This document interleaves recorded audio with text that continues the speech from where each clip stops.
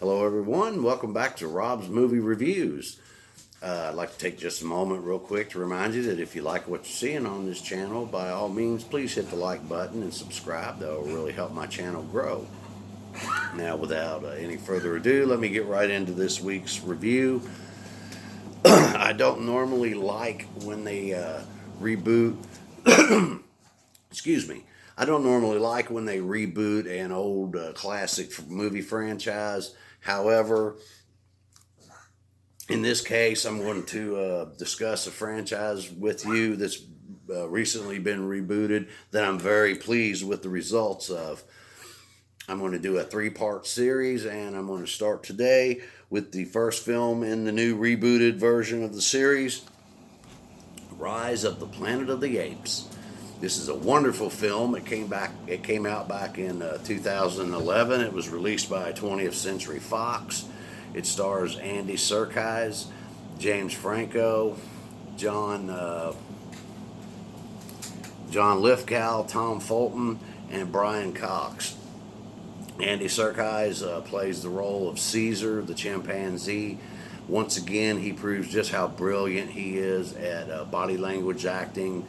He speaks only a few words through the entire movie, but through the whole movie, you totally feel what Caesar's feeling. He's able to convey emotion, thought, all just through body language. He is a brilliant actor when it comes to that medium. Caesar is a baby ape that was brought home by Dr. William Rodman from the research lab where he worked at, where he is trying to develop a cure for Alzheimer's disease, which his father suffers from. And in the process of doing so, he produces a chemical, or actually it's a virus, that affects primates to a point where it actually causes them to become their intelligence to grow exponentially. He had a female chimpanzee that he was experimenting on named Bright Eyes. Throwback to the original series. That's what the character Zero from the original series always referred to Charlton Heston's character as, Bright Eyes. But she has a child unbeknownst to him, and she hides him in her cell. And when they come to get her to take her in front of the board, when they're trying to convince them that they need to give him funding to start doing human testing, she gets violent with the handlers. She escapes herself. She breaks out of the lab area. She's running through the building and ends up having to be put down by security, which this also costs Dr. Rodman the opportunity to get the funding that he needed. The virus that he created, he calls ALZ-112. Against his own better judgment, he takes some of it, he smuggles some of it out of the lab, takes it home, experiments on his father with it, and sees wonderful results. His father is played by John Lithgow, and almost overnight, he starts getting his memories back, and not only does he make a full recovery and become his old self, but he actually becomes more intelligent than he ever was before. And in the meantime, the baby chimp that he brought home, which he named Caesar, grows up, and because Caesar's mother had been dosed with the ALZ-112, she was passed it along to him genetically, and he is super intelligent. His intelligence level is almost that of a human.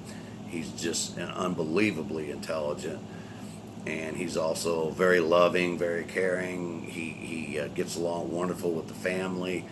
He makes a wonderful companion for John Lithgow's character. Unfortunately, he begins to get restless as he gets older. He spent his entire life inside the house, so he escapes one day out of the house, and he goes wandering through the neighborhood, and he frightens the neighbors. And their next door neighbor, he's not a nice man at all. He threatens to kill Caesar. They get Caesar back in the house. Later on, Caesar's curiosity gets best of him. He gets out of the house again. But this time, as he's outside, John Lithgow's character, who had been doing so wonderful, is beginning to regress because it turns out that the body is creating his body is creating antibodies that are now fighting the virus, and the Alzheimer's disease just comes back with a vengeance. He goes out, he gets in the neighbor's car thinking it's his, he starts it, he backs into another car.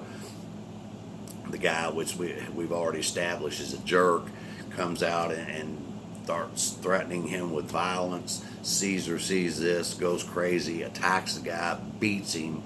So the police and animal control are called. Caesar's taken away from the Rodman family, and he's placed in a sanctuary for simians just outside of San Francisco, which is where this film takes place at.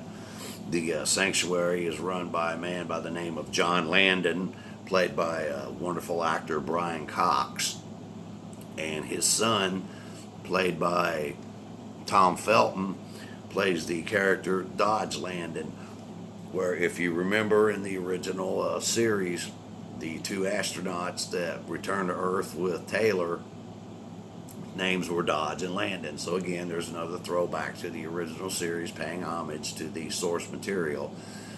But anyway, while in this facility, Caesar befriends a chimpanzee, or excuse me, an orangutan named Maurice, which is yet another throwback and tribute to the original series, because I believe in the original series, the most prominent orangutan character was Dr. Zayas, who was played by the legendary Maurice Evans.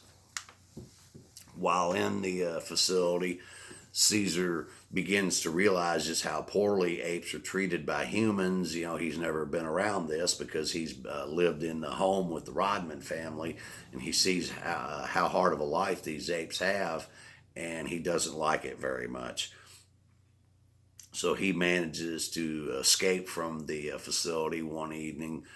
He goes home, back to the Rodman's house. Everyone's asleep. He goes into the kitchen, opens the refrigerator. He sees the canisters of the ALZ 112, realizing that that is what not only had made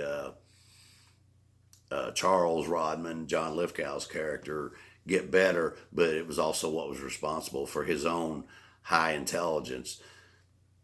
Unfortunately, just before Caesar gets out, Charles Rodman, John Lithgow, passes away. It's a sad moment in the film. But Caesar takes the canisters of the ALZ 112 back to the primate sanctuary, the simian sanctuary, and he doses all of the apes living there with the chemical, with the virus, and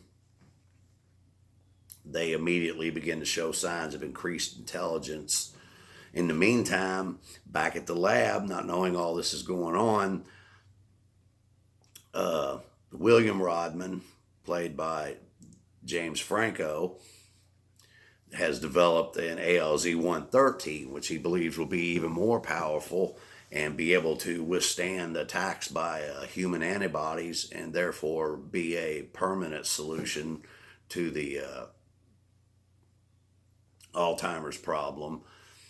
Unfortunately, while they're experimenting with the ALZ 113 on one of the chimps in the lab, the one of the ape handlers that's in the room with them while they're administering the drug through an aerosol, his respirator gets knocked off his face just momentarily, but it's just long enough for him to breathe in a little bit of the chemical. And within a couple days of that happening, he develops a really bad cough, and then he notices that he's coughing up blood, and the virus that's in the chemical turns out to be deadly to humans. And in a fit of panic, he goes over to Dr. Rodman's house trying to seek help. The neighbor that we've already talked about comes out, wants to know why he's banging on a door, tells him to leave.